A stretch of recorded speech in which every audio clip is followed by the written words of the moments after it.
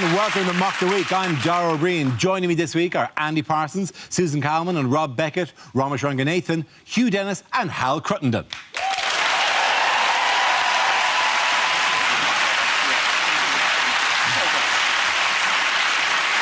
We start with a round called If This Is the Answer, What is the Question? On the board are 6 categories. Susan, which category would you like? Politics, please. No problem at all. Politics is the category. The answer is 2. What is the question? How many celebrities from the 1970s is it still OK for me to like? A very provisional number, that. Investigation is still ongoing. Yes. Is it what was the population in God's first census?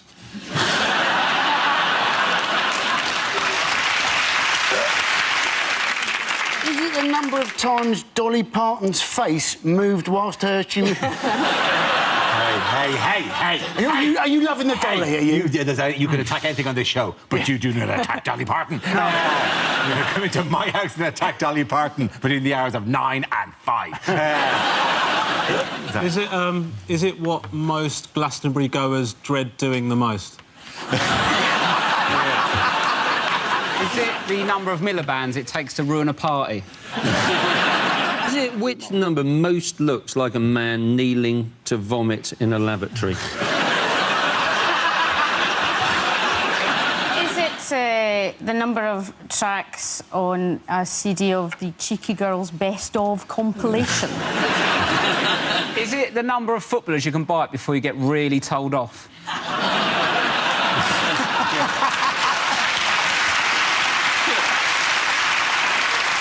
Is it if Jeremy Kyle and Jeremy Clarkson went into a room, how many people in that room would be pricks called Jeremy? Surely this is Desmond Tutu's middle name.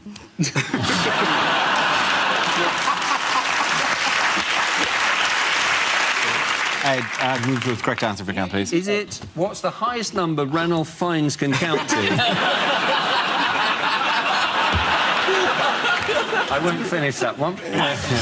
Is it the votes against Juncker? Juncker works for me. You're absolutely right. Yeah. It is essentially votes against Juncker. Very well.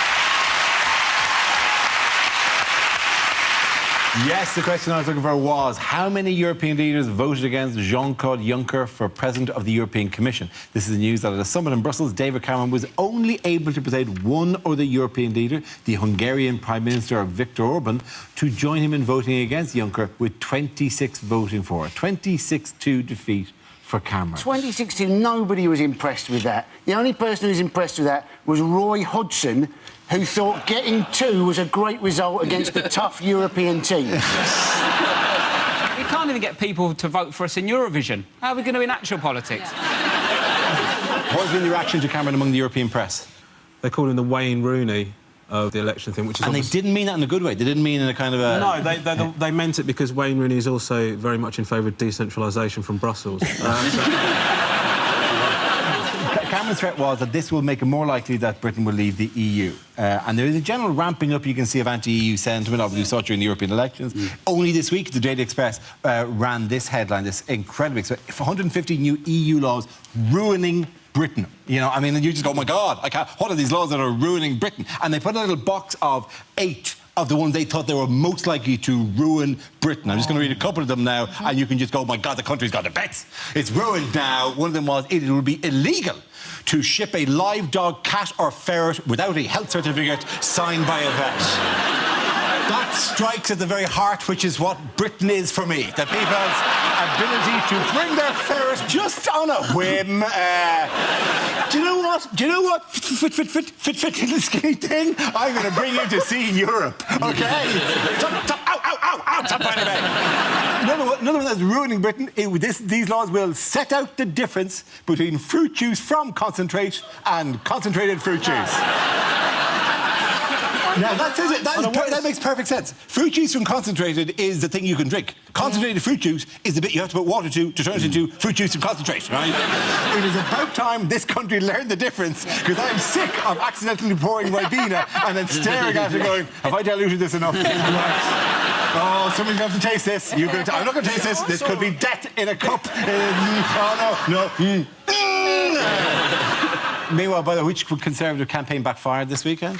This was getting Eric Pickles to wear lycra. This was the campaign to try and see how many working-class Tory MPs they could find. Yes. And they could only find 14 out of 300 that they thought could be considered working class, which was slightly more than the Labour Party could manage. I'm working class and I'm a Tory. I'm Taurus. I'm Taurus. Sorry.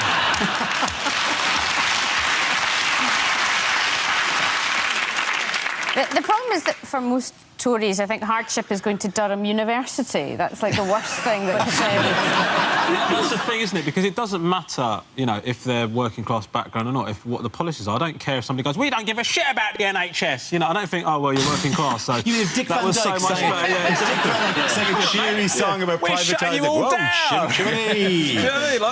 Like, Let's not get involved in doing each other's accents, Ramesh. Yeah. Because that's going to look like a lot worse for me. But that's the thing, you know, it'd be like, you know, constantly rebrand the Tories as, like, a working-class party. It would be like me doing that, just coming on and playing the immigrant vote, going, oh, hello, Dad, so glad to Thank you so much for having me on, I'm very grateful. You can't suddenly stop pulling that out. I don't know why you can't be doing that. Don't rock the it's boat, fine, 'cause- right? But then I could do you, not literally, Rob. Don't get excited. Barking up the wrong tree, sweetie. I'm from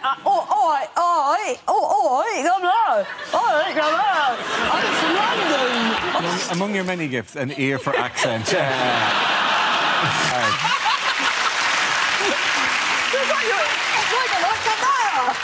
Darling! Oh, my darling! Why is it so slow? It's like I'm coming round from an operation. Oh, Mum, where's the bed? I'm extra! When would it be better? I've got to get up that chimney! To me, Rob, that is exactly what you sound like. Is this you trying to make sure that a bit of tension on my team.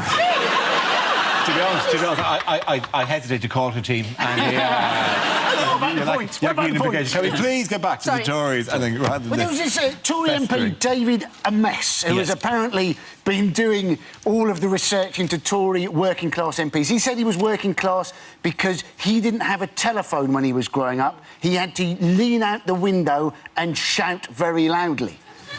And I still have to do that in my home. That's just due to the level of reception that I get from O2. I didn't know, like, I bang on about being working class, but I didn't know Radio 4 existed until I was asked to be on it. I thought...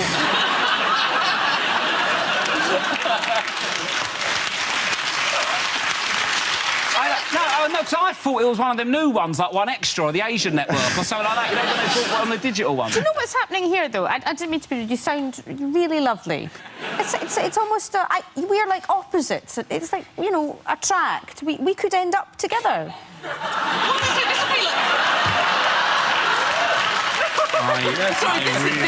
This could be like Katie Price and Peter Andre on the jungle thing. Maybe a spin-off on BBC Three of how this relationship is going.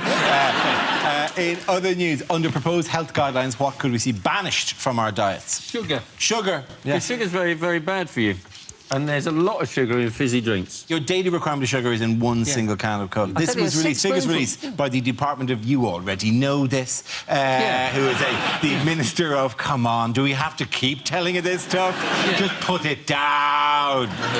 It is a fruit juice problem, isn't it? Because fruit juice apparently contains as much sugar as fizzy drink. So, in which case, the man from Del Monte, he'd say, oh, shit. I'm just thinking that I always knew OJ was a killer. Thank you. Thank you. Thank you. Wow, I'm just going to stop my stopwatch on that at 14 years. But what I love about that is how you could put that straight on Dave. The problem with just drinking water is it just tastes like your mouth, doesn't it?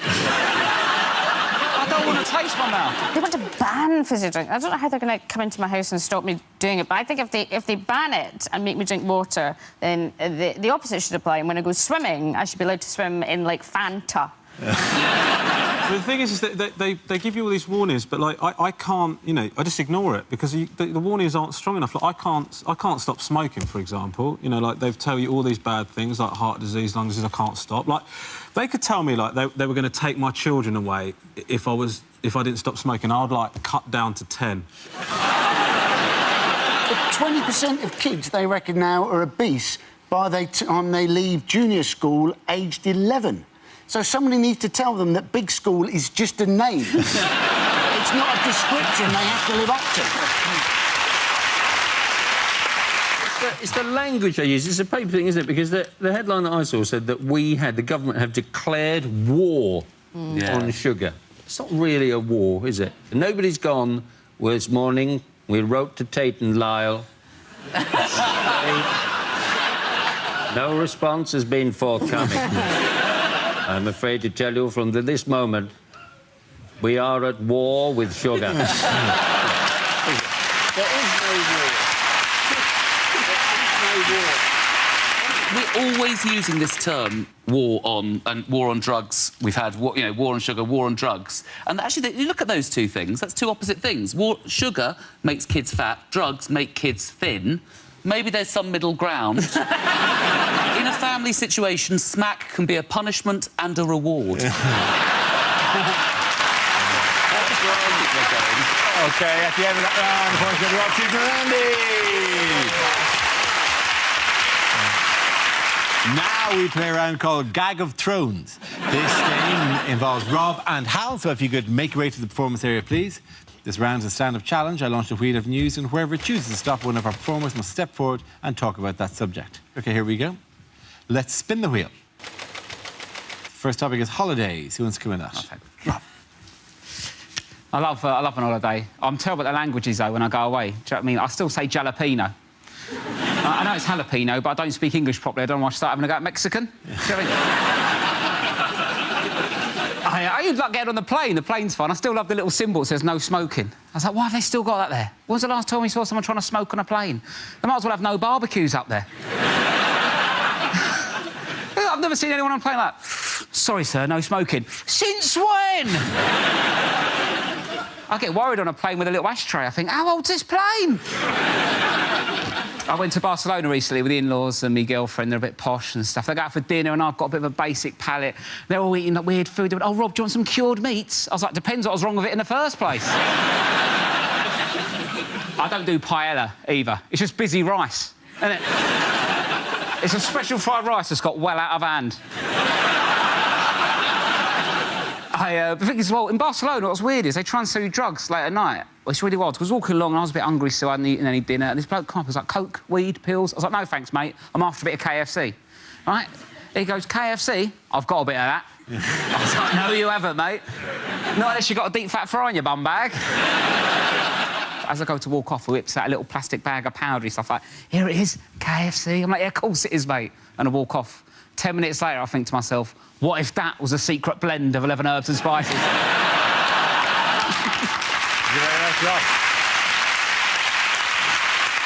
OK, that'll leave us with Hal. Let's see what you've been left with. Let's spin the wheel again. And the subject is marriage. Wait. Right. I have been married 14 years. I know, I look too young. People say silly things when you've been married a certain amount of time. If you say, oh, you've been married 14 years, people say things like, oh, you get less for murder. You don't. I've checked. Why do people compare marriage to prison as well? There's far more sex in prison, isn't there? I am joking, obviously. My wife is absolutely my best friend. My best friend in the world, she is. Oh, obviously, I'm not her best friend. No, Lisa's her best friend.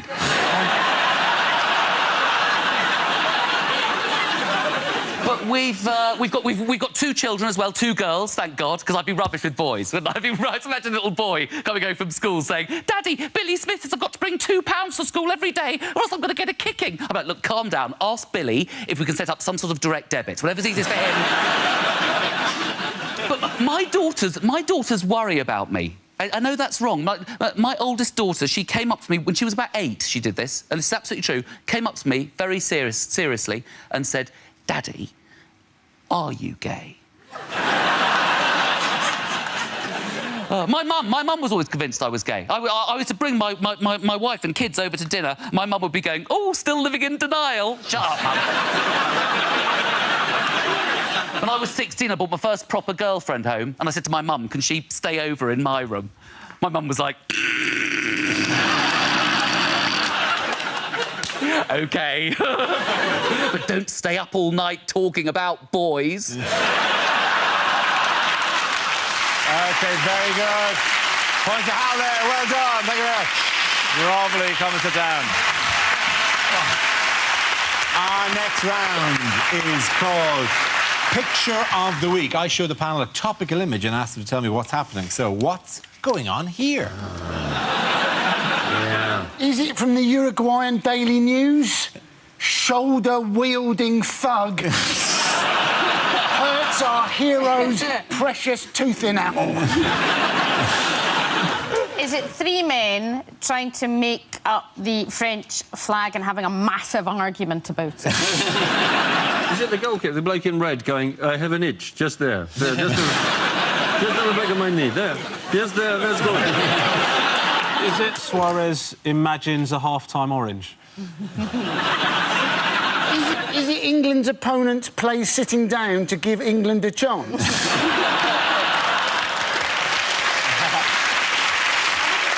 And you know it actually is. Is it the Luis Suarez bite? Of course it is, absolutely. Thank you very much, Rob Beckett.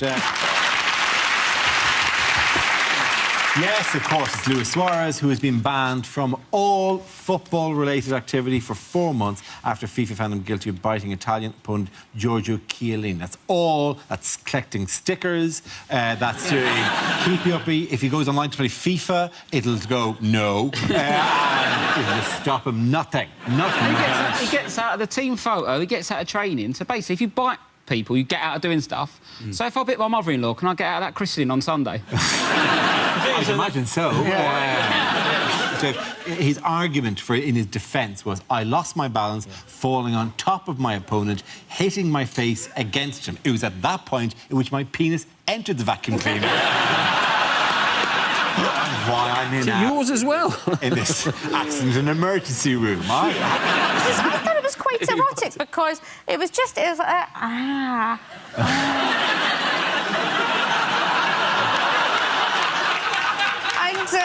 I mean, for me, when I've bitten people in the past... Yes. I would bite my initials into the back of the person that I was... What's wrong with that? It just sort of... Just What are you, Zorro? No, but you would just... As they were sleeping, You'd just mark gently... them. Gently know your initials into them. How heavily sedated were these partners of yours? I'm just a little cockney, getting bit on the back. All I'm saying is that actually, not since Top Gun have I seen such a homoerotic scene. It was as quite... Suarez I'll give you that. Because he came from nowhere and then came in and he didn't quite nuzzle the man, it has to be said. He's doing nothing for people with big teeth, is he? I think you've got lovely teeth. You have though. lovely teeth. Thanks. Yeah. But when you was at school and you had big teeth, people were like, "Oh, you're going to bite me." But now, yeah.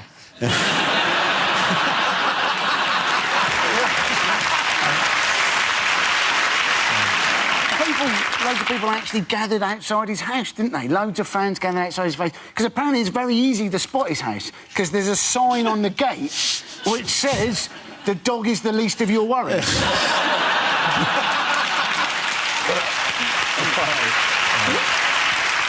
If he's not allowed to take part in any football-related activity, he could actually just come and play for England, couldn't he? Did you see that the Uruguayan head of state, he came out, didn't he, in support of That was Suarez? embarrassing, yeah. What did he say? He said FIFA are a bunch of old bastards. That's interesting for a head of state, isn't it? You wouldn't expect the Queen to come out and go, "Well, Sepp Blatter, what a tosser he is." He looked over from the balcony going, "Wanker!"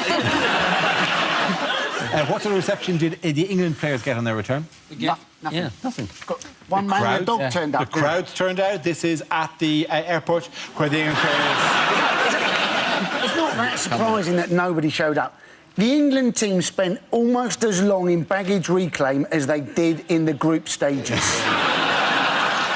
She's not even a fan, that one. She's the official who looks for illegally shipped ferrets.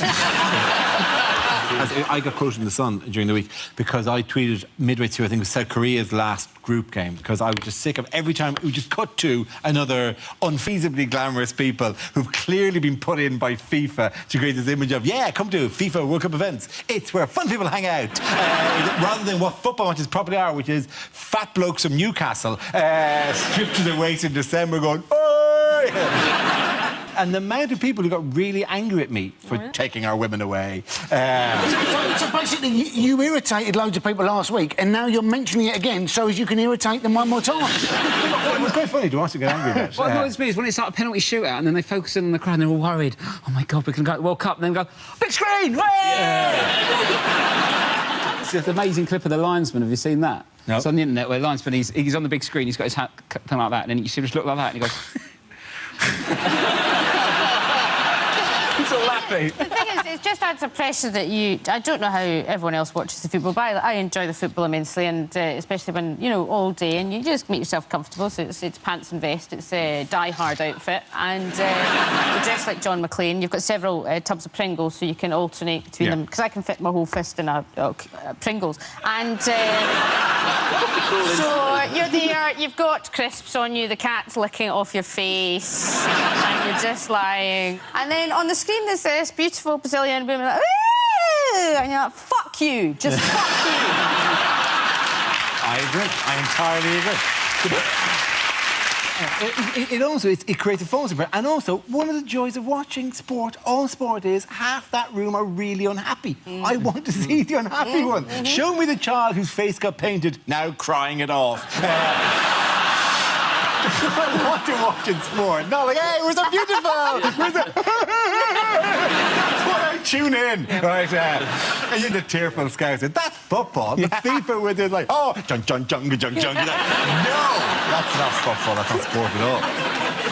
At the end of that round, the points go to Rob, Susan and Andy.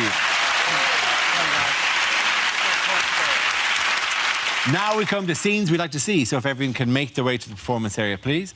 I read out this week's topics and then we'll see what our panelists can come up with. The first subject tonight is things a sports commentator would never say.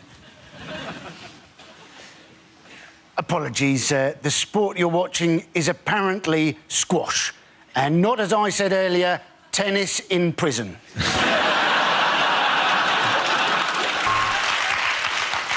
Oh, I am sorry, you don't need a lip reader to see what he said after that challenge. He said, fuck off.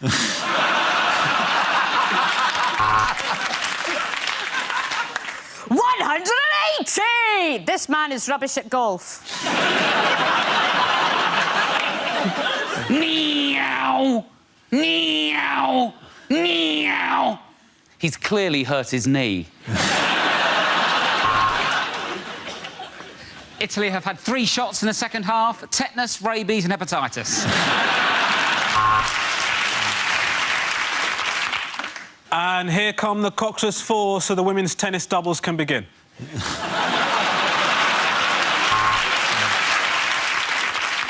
And as we wait for the final of the butterfly, it's hard to believe that just yesterday all these competitors were still caterpillars.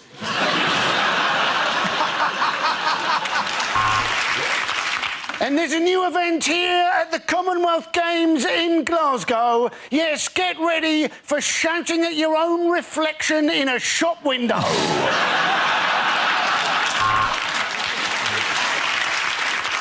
Wow, unbelievable service. 3 full bars on T-Mobile. And there's been a nasty clash in the Nigeria-Brazil game. Lime green with yellow. For those of you who want to watch the equestrian events, get your butler to press the red button now. Welcome to the Nazi Pro-Am golf tournament. Hitler, as usual, is in the bunker.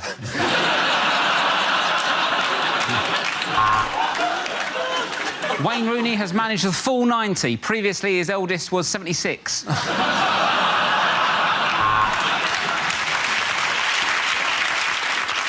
And And the Queen takes the bishop.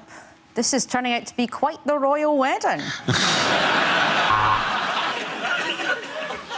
And Suarez is being substituted. He's not injured, he's just full.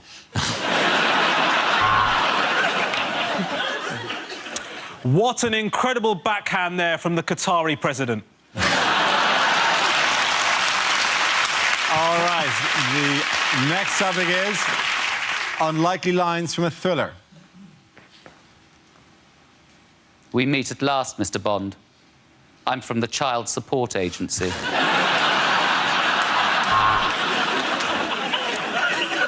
I will look for you. I will find you. And when I do, you count to 10 and try and find me.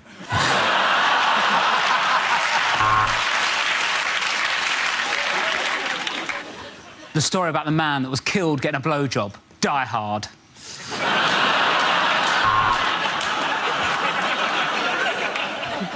I have your wife. And unless you give me $15 million, I will give her back to you.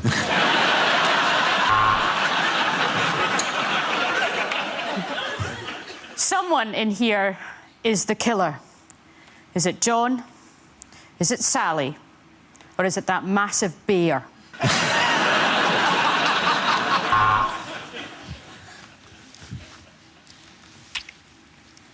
Yeah, it's definitely semen.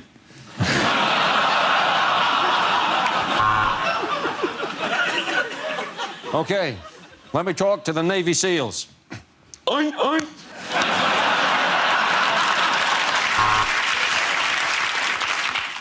They were strangers on a train, and they remained that way because they were British. The cause of death is unknown, but his last words were, "Parachutes are for pussy!"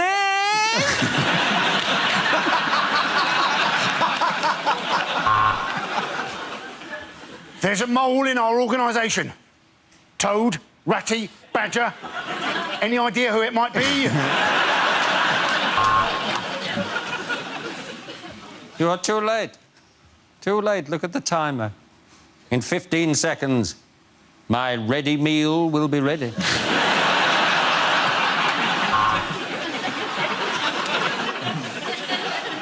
Say hello to my little friend, Alan. Hello. The truth! You can't handle the truth! So thank you for signing up to the Mail Online websites.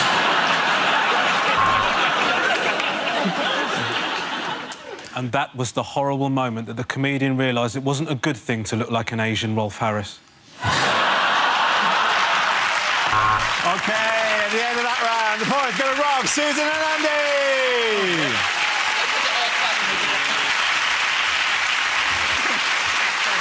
That's the end of the show. This week's winners are Andy Parsons, Susan Calvin and Rob Beckett. Commiserations to Ramesh Ranganathan, Hugh Dennis and Hal Crittenden. Thanks for watching. I'm Dara Breen. Good night.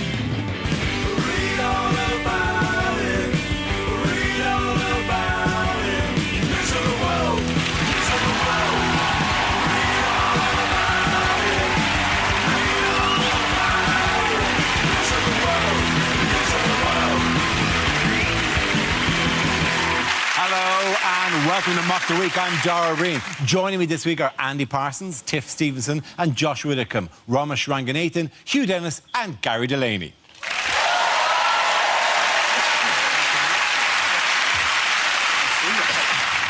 We start with a round call. If this is the answer, what is the question? On the board are 6 categories. Tiff, which category would you like? I'll go for home news. OK, your category is home news. The answer is 339 miles. What is the question? Is it how far the Proclaimers got before they went, nah, she's not worth it? If Scotland votes yes to independence, how high should they build the new Hadrian's Wall?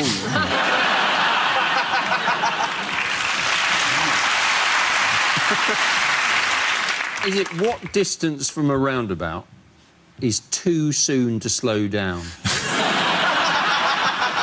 Is it what distance is the nearest that the HS2 route goes to David Cameron's house? Is it if you turn on Grindr in Russia, where is your closest match? What's the distance between Bjork and reality? Is it how long can a lorry driver go without needing a shit? That's an average. That's an average. That's not just a start. He's not like a microwave oven. Doesn't go ding. Is it how far you have to walk to complete a full circuit of IKEA?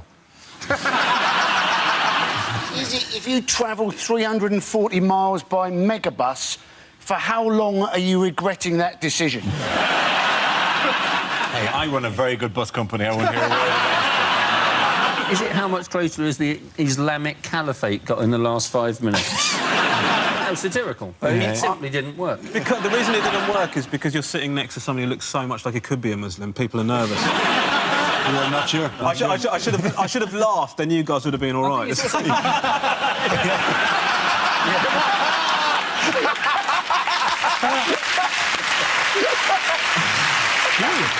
the answer how far did the Tour de France go through Britain this week? Absolutely right. Thank you very much, Josh. Really good. Very well.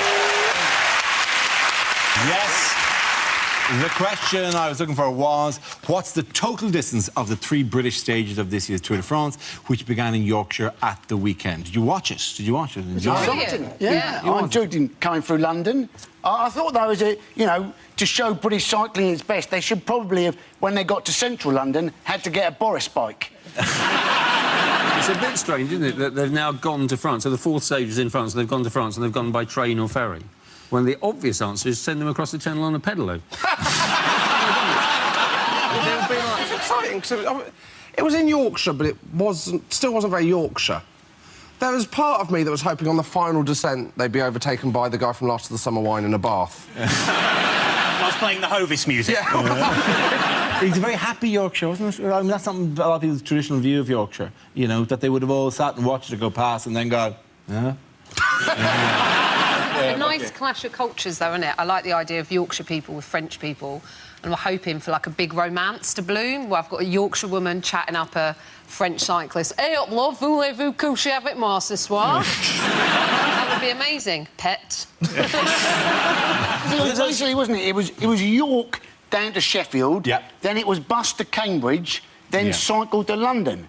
A very familiar journey if you've ever tried to catch a train on a Sunday.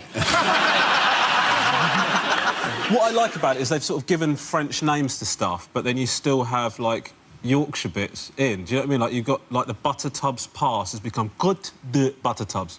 Like, it's quality. It's like when you hear, like, when I hear my family sort of speaking in their mother tongue, you sort of... We talk, and then you have to throw in an English word, like, "En la madre, yo pretty much nalla, nalla, enakavanga, King's Cross St Pancras." You think, you know, they did change all the names into French to get publicity, so all the pubs changed names, didn't they? All the pubs throughout Yorkshire changed that, and you just into French. And you think, how cross was the manager of Pret-a-Manger in Harrogate? Did you see one of the pubs that changed its name was called the Yew Tree? Now, I think they should consider a name change anyway in that pub. I mean, it's been a huge topic, but I wouldn't have teamed a pub around it. I mean, Planet Hollywood was an unpleasant visit at the best of times, but the Yew Tree is a genuine... What family fun at the Yew Tree? I don't think so. I just like the fact that you got to see somebody on a bike with a drug problem who hadn't just stolen my mobile phone. Watching the BBC coverage on that first day, though, they described... They said, oh, there's 2.5 million people out in Yorkshire, and they described in many areas that the crowds were dense. Now, I thought that was unnecessary and somewhat regionalist myself. Well, I watched the coverage of it coming into London, and although, you know, it stopped being in Yorkshire, but the commentator was incredibly Yorkshire, because he went, when they were commentating and looking at the different places in London they could see, and the bloke went, "There's the Shard. The Shard was finished just in time for the Olympic Games. You can go right to the top of the Shard. It's very expensive in my..." If you're an avid fan of the Tour de France, as I am, as they go on, there's always a helicopter shot to break up just the shots of the cyclists of whatever local chateaus there are, like whatever, which they sort of did a version of. But there's one shot of Trafalgar Square, and the camera of the helicopter slowly rotating around Nelson's column, and you're going, I would like to hear the French commentary. Nobody knows who this man is.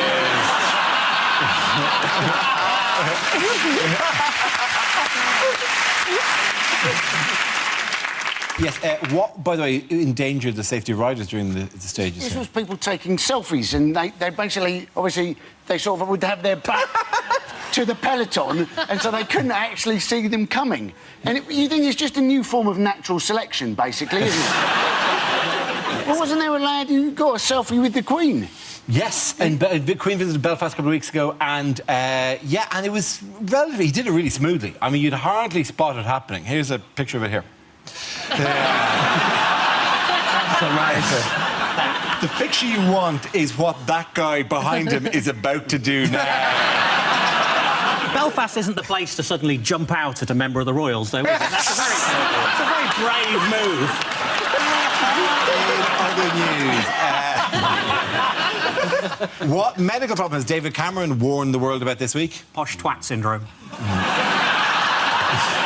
This is superbugs that are resistant to the current crop of antibiotics, isn't it? Yes, yeah. Resistant in a proper medical sense, rather than resistant to kind of oh, I'm not fond of it.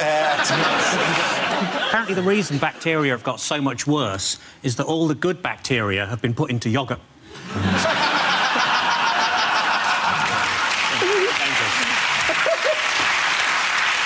So he said it's going to send medicine back to the Dark Ages. Yes, yeah. I'm not going to go to the doctor. If I turn up with athlete's foot and end up getting burnt as a witch, I'm not getting involved. I mean, it'd be your only choice. I mean, the guy who farms leeches is going, well. You've all come crawling back now, haven't you, with your infections and whatnot? He has had probably quite a bad few years, the guy that farms leeches, darling. It's been a rough 300 years or so since the madness of George III. That, you know, but since, you know, he's still waiting with his... just stroking the leeches. Oh, yes. They shall come back to us. No, I do not let the leech sit on my arm. The leech is stuck to my arm. I cannot get the leech off my arm. The thing that worries me about going back to the Dark Ages is, if you go back to the Middle Ages with medicine, the thing that really worries me is keyhole surgery. Have you seen the size of a medieval keyhole? The thing is, I think everybody's known this, haven't they? Like that doctors prescribe antibiotics like too much. Like every time you go to the doctor, like I feel fluey, antibiotics. My leg hurts. My leg hurts, antibiotics. I think that I'm developing a bacteria that's resistant to antibiotics. Tell you what, if I'd done that impression, it would have got a lot different reaction. It would have been fine, because it would have gone...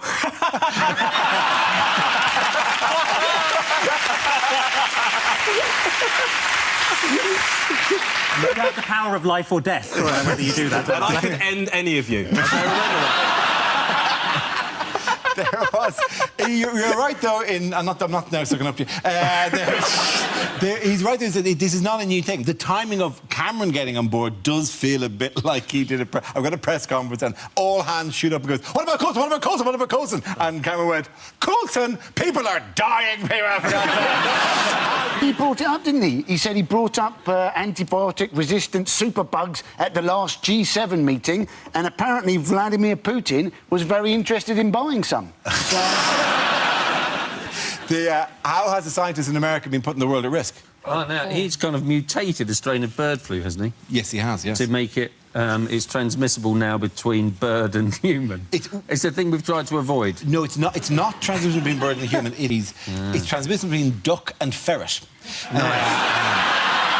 That's a pub in Yorkshire. It is, yeah. I'm concerned this man has never seen a zombie film, because this is how they all start. They all begin with this. They all begin with this, yeah. Didn't they compare it to a film, though? There's Contagion. Actually, it was in one of the papers, and an example, they give two historical examples of a viral infection. There was Spanish flu, which killed 57 million, and the film Contagion, in which 26 million people died. And you're going, no, the film Contagion, nobody actually died. That didn't happen. That was all fictional. You might as well say it uses a laser similar to the one used in the Death Star, which blew up the planet all around. If they wanted to compare it to a film that brought suffering to millions, they should have compared it to that one about Princess Monaco of Kent. No, is that her name? Princess Monaco. I don't know her fucking name. I just know it was a terrible film. Princess Grace of Monaco. Princess Monaco of Kent.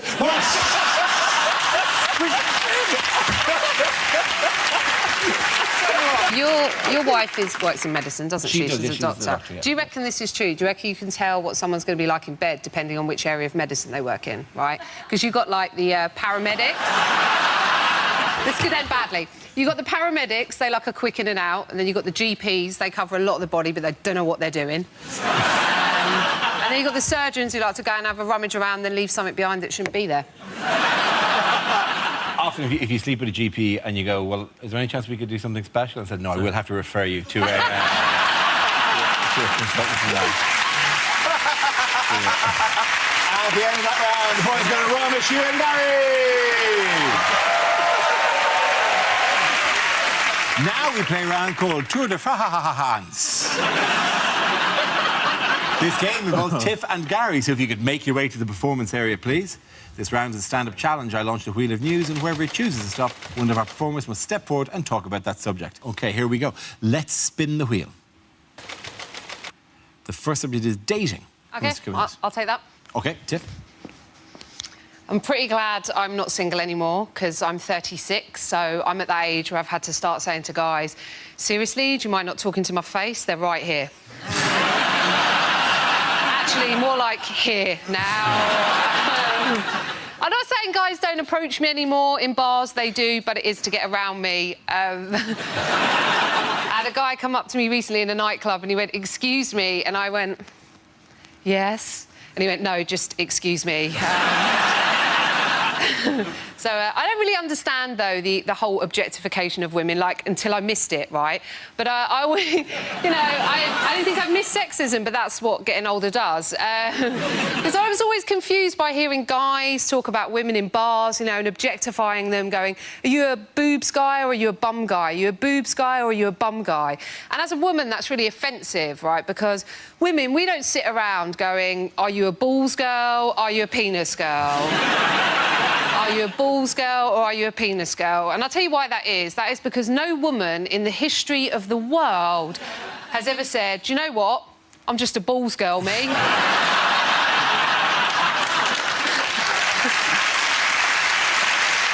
Just really love a pair of balls. I just love a pair of balls. I like how they're dry and clammy at the same time.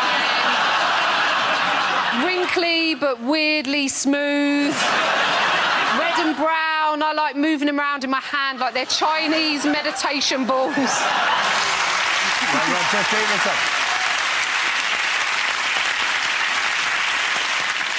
OK, that leaves us with Gary. Let's see what you've been left with. Let's spin the wheel. And the topic is health. The doctor told me to lose some weight. I said, how? He said, don't eat anything fatty. I said, what, pies, chips, that kind of thing? He said, no, just don't eat anything fatty.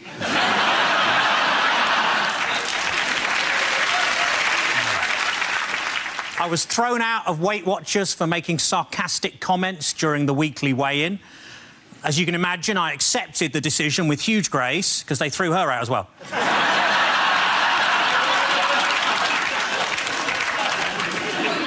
Sheriff Dyslexic Society was recently given an OBE. He said, what's the point? I can't play the bloody thing.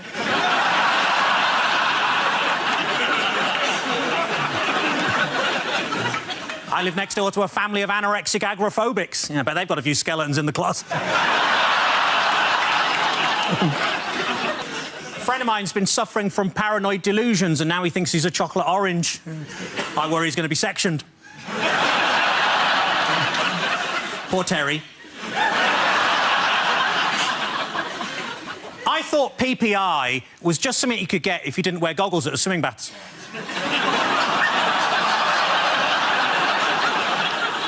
I bought an alcoholic ginger beer. He wasn't pleased.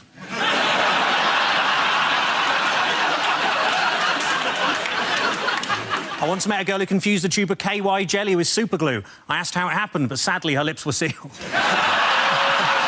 you. Very good. Well done to both of you. Points there for Tiffany Stapleton. Come back to Dan.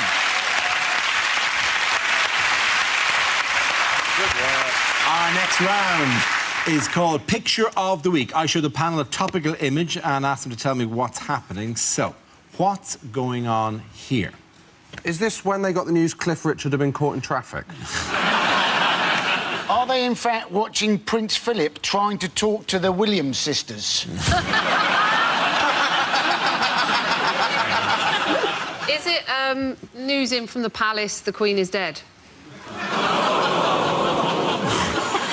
What, to get their news from... Oh, God, I hadn't heard that story appear during the week. You think it would have got more coverage than a passing reference on Mock the Week.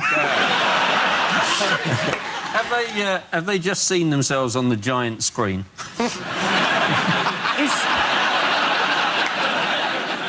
Have Kate and Wills hired private detectives to spy on each other?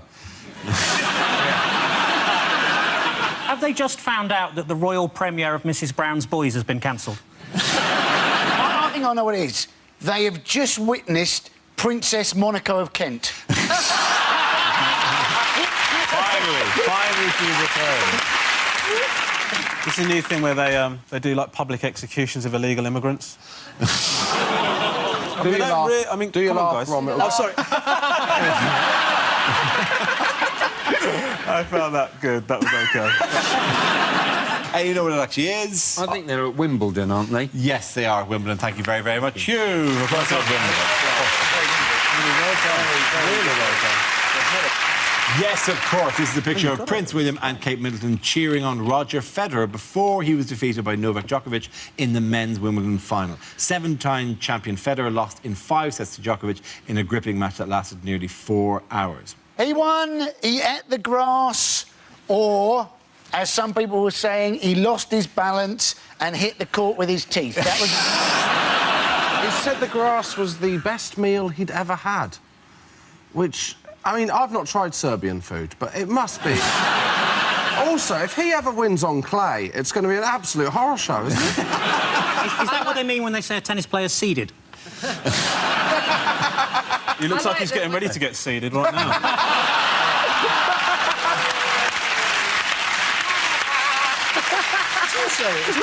It's pretty dangerous with Boris Becker there and the crowd shouting, Roger, Roger. It's kind of dangerous. He's going to take that as an instruction and start looking for a waitress, isn't it? He's scary looking now, isn't he, Becker? He looks like he's having a permanent allergic reaction to a bee sting. He's sort of like a boiled ham in a wig. He's... It was lucky they finished when they did, because, I mean, the smell of burning in the players' box. People going, we've got to get Boris out of the sunshine. Either that or brush him with a bit of egg. We've got to do something. I like how after he won, he dedicated the prize to his future wife and future baby, and all the audience went, oh, that's so sweet, apart from his current wife and current baby. It was obviously sad that Murray got knocked out in the quarter-final. He was effing and blinding, wasn't he? You know, 5 minutes before the bloody game, and people were saying they were shocked by him. But let's face it, a Scotsman walking around talking to themselves, shouting expletives to nobody in particular, it's not really that much of a shock, is it? With Murray, there's always that thing, there's always that sort of age-old joke where when he's winning he's British and when he's losing he's Scottish. And this time he got battered, and you can't get more Scottish than that. When,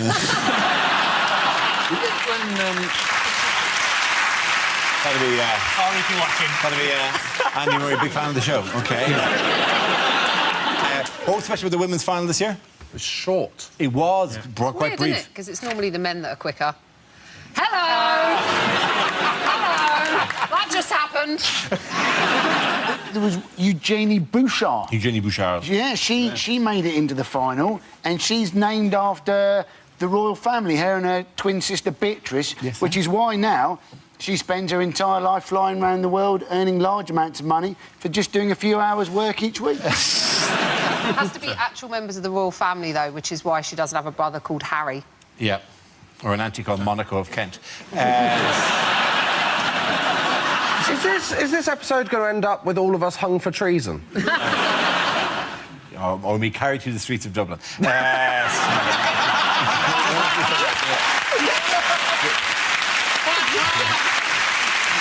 In other news, what did French police recently lose at Marseille Airport? A giant Toblerone. This is fantastic. They did. They were doing a security test, weren't they, where they got sniffer dogs to find explosives, Semtex, that they had hidden, and the dogs couldn't find the explosives, and then the policeman who'd hidden the explosives couldn't remember where they'd hidden them. If a sniffer dog can't sniff out the bomb, then that's just a dog. I think probably that is a tough thing to turn to a dog and like take the badge off a dog. You're just demoted to a dog. You're off the force. This explosive they lost, I gather it was called C4. C4, yeah. Which presumably means they got another chance to find it again an hour later on C4+1.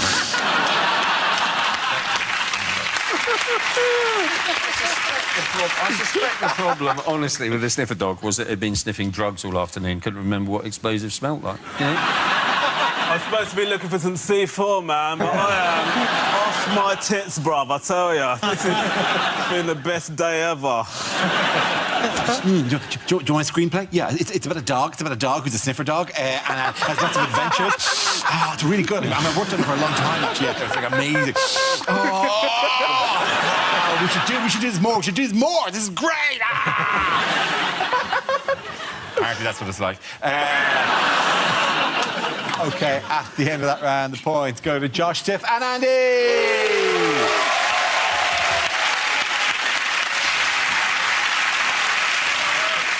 Now we come to scenes we'd like to see, so if everyone can make their way to the performance area, please. I'll read out this week's topics and then we'll see what our panelists can come up with. OK, here we go. The first subject is unlikely things to hear at the dentist. I think you may have to wear braces. It's just that you're very fat and your trousers keep falling down. I'm just a bit surprised, at all. When I said spit it out, I wasn't expecting you to say you were shagging my wife.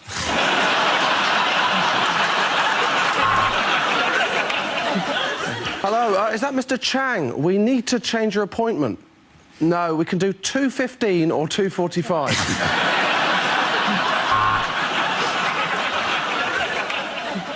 Welcome to Dick Van Dyke, the dentist. I'm afraid it's worse than bad breath. You've got supercalifragilisticextreme-halitosis.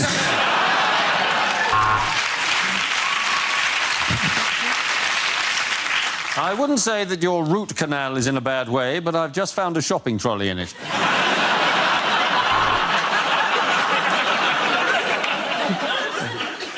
Do you want a lollipop for being such a brave boy? Of course you do. That's why your teeth look like cheesy Wotsits, you little prick. And now, if you inhale the gas and try and guess what I had for breakfast.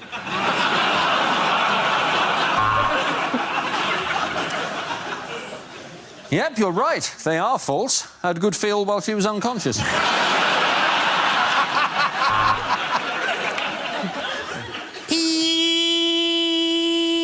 No, don't worry. That's not the sound of the drill. It's just that my receptionist's a Scouser.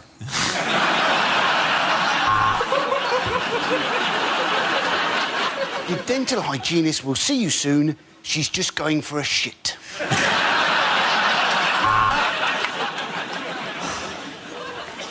Upper right 6, lower left 7. Sorry, I'll be with you as soon as I finish this game of battleships. Can I think of a celebrity whose veneers I'd like to copy? Probably Princess Monaco of Kent.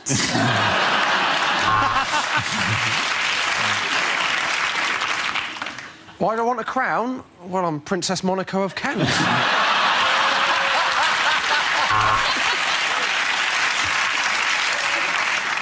This is most unusual, madam. You don't seem to have any teeth at all. What's that? You here for a smear test? That's next door. OK, the next topic is...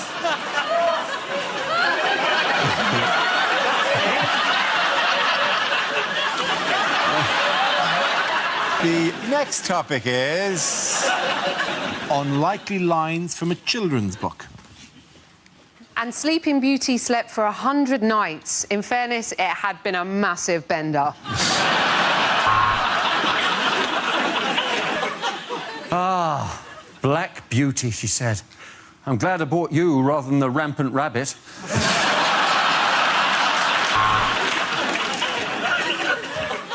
The dragon looked at him scarily. Little Hobbit stepped up to him and said, "Hello, I'm Josh Widdicombe."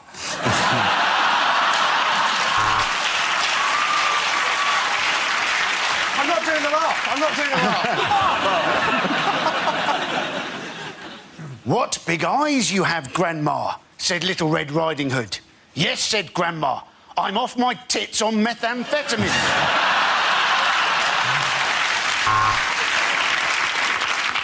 You do not like green eggs and ham? Well, tough. This is a Weatherspoons. Mr. Toad, Ratty and Badger all went on an adventure in the motor car. Then Mr. Toad accidentally said something racist on camera and was on his final warning from the BBC. I bet you wish you were like me. I fall over all the time and I never hurt myself, said Mr. Bounce. Oh, fuck off, said Mark Cavendish.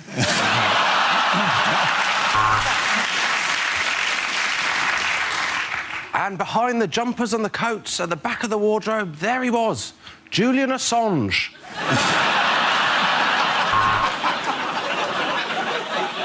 I'll huff and I'll puff and I'll blow you for £5.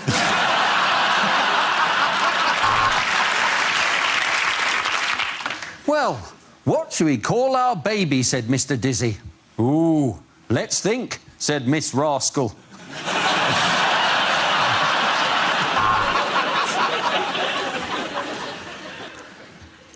Spot wondered why he'd been placed into the sack with the brick.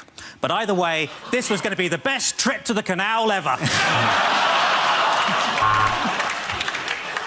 The Fat Controller went on a business strategy course. And from then on, he wanted to be known as the horizontally gifted Chief Operations Manager.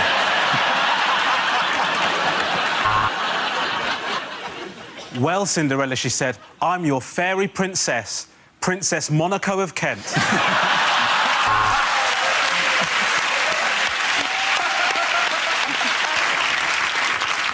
Charlie couldn't believe he was being allowed into the chocolate factory. His girlfriend had been dead against it for years.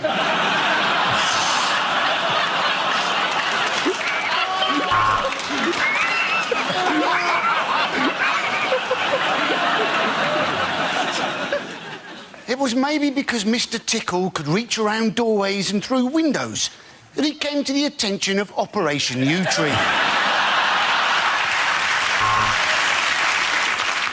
And then you just have to try and pay your mortgage off before you die. Good night, son. At the end of that round, the point's going to Robert, Hugh and Gary.